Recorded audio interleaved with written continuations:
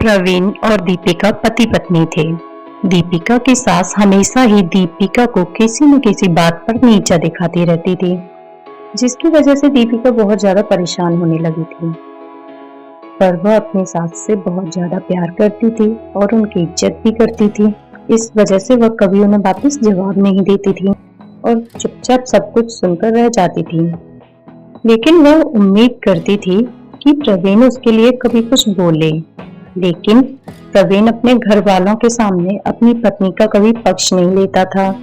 इस वजह से दीपिका को प्रवीण पर बहुत गुस्सा आता था, लेकिन वह कर भी क्या सकती थी।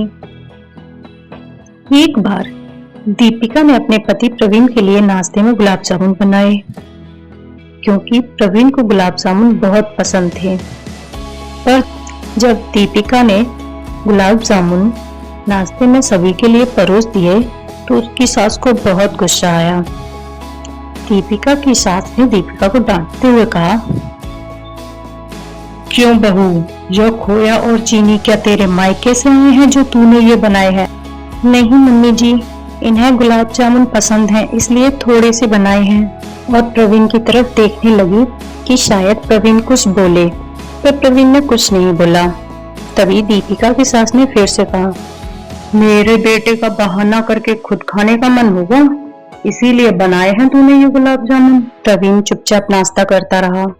सास की सब बातें सुनकर दीपिका रोने लगी, लेकिन दीपिका को उससे ज्यादा बुरा तब लगा जब प्रवीण बिना गुलाब जामुन खाए ऑफिस चला गया। उसके बाद दीपिका घर के सारे काम करने में लग गई। उधर दूसरी तरफ दीपिका की सास अपने कमरे में जाकर बड़बड़ाने लगी।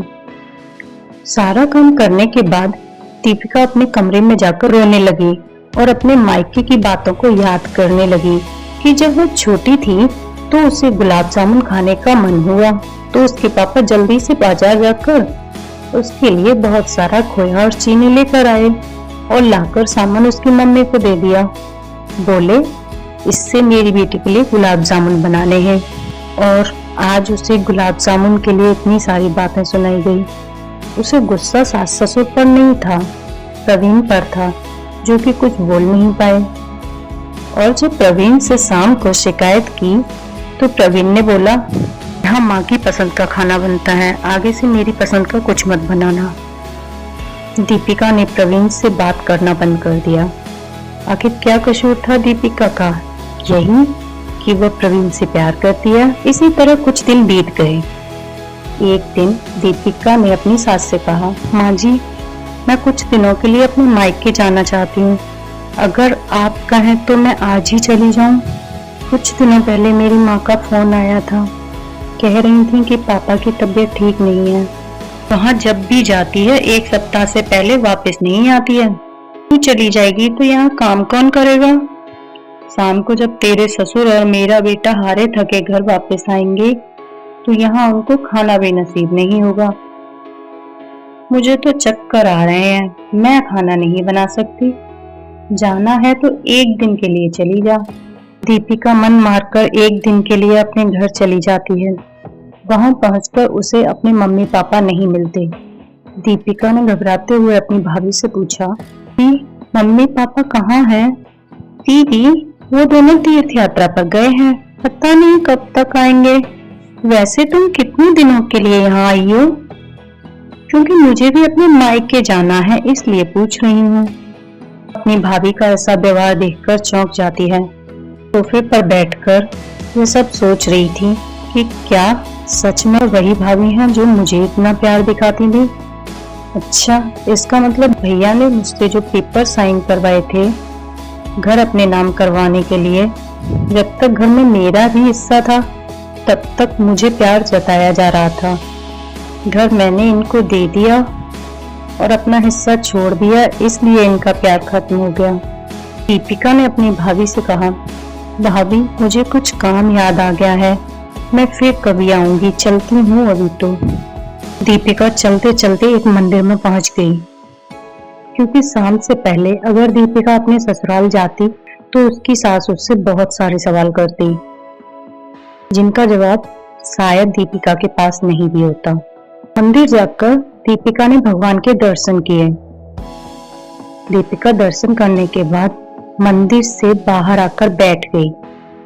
तभी सामने पेड़ के नीचे उसे अपने मम्मी पापा बैठे दिखाई दिए।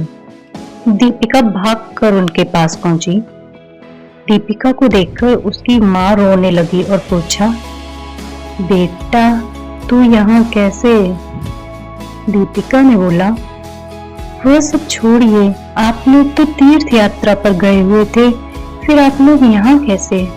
वह बहुत ज्यादा रोई जा रही थी।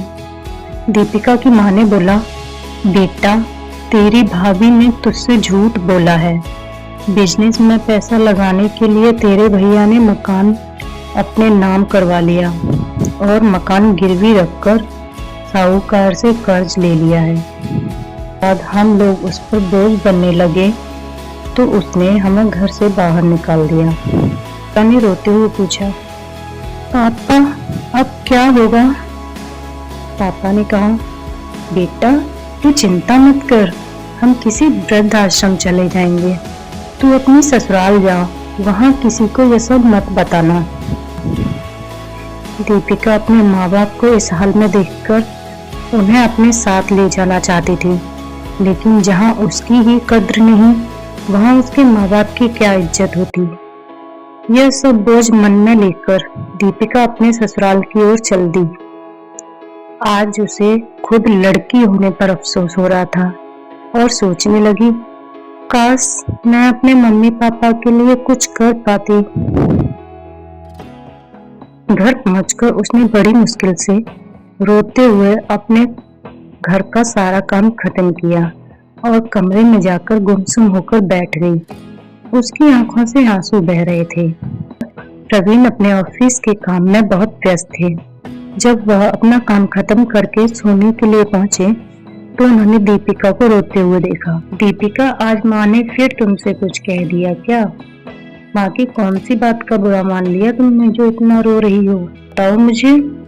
दीपिका यह सब सुनकर अपने आप को रोक नहीं पाई और सारी बात रोते हुए प्रवीण को बता दी और पूछा, हम मम्मी पापा को यहाँ पर ले आए, वह इस उम्र में कहाँ जाएंगे, कहाँ रहेंगे? प्रवीण ने कोई जवाब नहीं दिया और बिस्तर पर जाकर सो गए। दीपिका को बहुत गुस्सा आया और बोली, आज के बाद मैं भी आपके मम्मी पापा की सेवा नहीं करूंगी। देखती हूँ कौन करेगा मेरे बिना उनकी सेवा। फिर रोते दीपिका भी सो गई। अब 2-3 दिन हो चुके थे। उसकी चिंता और भी ज्यादा बढ़ती जा रही थी। एक दिन दीपिका सब्जी लेने के बहाने मंदिर में पहुंची तो उसके मम्मी पापा वहां नहीं थे। उसने मंदिर के पंडित जी से पूछा, पंडित जी, वहां उस पेड़ के नीचे 3 दिन पहले मेरे मम्मी पापा बैठे हुए थे, क्या आपको उनके बारे में कुछ पता है? बेटा, क्या तुम्हारा नाम दीपिका है? दीपिका ने अपना नाम सुना तो आश्चर्यचकित हो गई। जी हाँ, पर ये आपको कैसे पता? तुम्हारे माता पिता ने बोला था कि हमारी बेटी हमें ढूंढते हुए यहाँ आएगी, आप उनको हमारा यह पता दे दीजिएगा। पंडित जी ने दीपिका को उसके माता पिता का पता बता दिया। दीपिका मंदिर के पास से ऑटो रिक्शा लेकर उस पते पर पहुंच गई जहां का पता उसको मिला था। उसने दरवाजा खटखटाया तो एक लड़की निकल कर आई। मुझे यहाँ का पता पंडित जी ने दिया है। लड़की ने बोला, आप दीपिका दीदी हैं क्या? हाँ। लड़की ने बोला, अंदर आ जाओ। दीपिका को कुछ समझ नहीं आ रहा था कि ये सब हो क्या रहा है। दीपिका ने अंदर जाकर देखा तो उसके माता पिता सोफे पर बैठे हुए थे। वह उन्हें अपने सामने देखकर जोर जोर से रोने लगी। उसके पापा बोले, बेटा तू रो क्यों रही है? तेरी वजह से तो हमें यह घर मिला है। दीपिका को यह सुनकर आश्चर्य हुआ। उसने अपनी माँ से कहा, आप लोग यहाँ कैसे पहुंचे और ये लड़की कौन है? तो उसकी माँ ने बोला, बेटा तुझे याद है तेरी सास ने तेरी शादी के समय 50 लाख रुपए की डिमांड रखी थी दामाद जी के बिजनेस के लिए और तेरे पिताजी ने वो डिमांड पूरी कर दी जिससे कि तू सुखी रह सके। जिस दिन तू हमसे मंदिर के पास मिलकर गई उसके दूसरे दिन दामाद जी वहां आए और तेरे पापा को रुपए वापस लौटा दिए। उन्होंने बिजनेस शुरू नहीं किया था। तेरे पापा ने मना किया पर वो नहीं माने। उसके बाद उन्होंने हमें यह मकान खरीद कर दे दिया और उसमें से 5 लाख रुपए बचे, जिनसे ये लड़की नौकरी पर लगवा दी है हमारी केयर करने के लिए। लेकिन माँ, उन्होंने तो मुझे कुछ बताया ही नहीं इस बारे में। दीपिका जल्दी से घर आ गई। दीपिका सोच रही थी कि प्रवीण ने घर में मेरे लिए कभी आवाज तो उठाई नहीं, लेकिन मेरे माँ पापा के लिए इतना कुछ कर दिया। इतना तो कोई सगा बेटा भी नहीं कर सकता। उसने शाम को प्रवीण से पूछा, आपने ऐसा क्यों किया? अगर माँ जी को पता लग गया तो क्या होगा? जैसे तुम्हारे लिए ये माता पिता हैं, वैसे ही मेरे लिए वो माता पिता हैं। मैंने पैसे लेते समय यह सोचा था कि एक दिन ब्याज के साथ सारे रुपए लौटा दूंगा, लेकिन जब बिजनेस शुरू नहीं हो पाया तो इन रुपयों को अपने पास रखकर सही समय का इंतजार कर रहा था। अगर मैं तुम्हारे मम्मी पापा को यहाँ ले आता तो तुम्हारे मम्मी पापा के आत्मसम्मान को ठेस पहुंचती। बेटी के यहाँ रहना तो वो पसंद नहीं करते, इसलिए मैंने यह सब किया। प्रवीण जी, आप मुझे माफ कर दीजिए। मैं आज तक आपको गलत समझती रही। अभी पीछे खड़ी दीपिका की सास बोली, बेटी, हमने तुम्हारे पापा से पैसे उधार लिए थे। वो रुपए हमारे पास उनकी अमानत थी। मैंने और प्रवीण ने पहले ही फैसला कर लिया था कि हम वो रुपए ब्याज के साथ वापस कर देंगे। दीपिका बेटा, अब चल सो जा। अगर सुबह नाश्ता टाइम पर नहीं बना तो अच्छा नहीं होगा।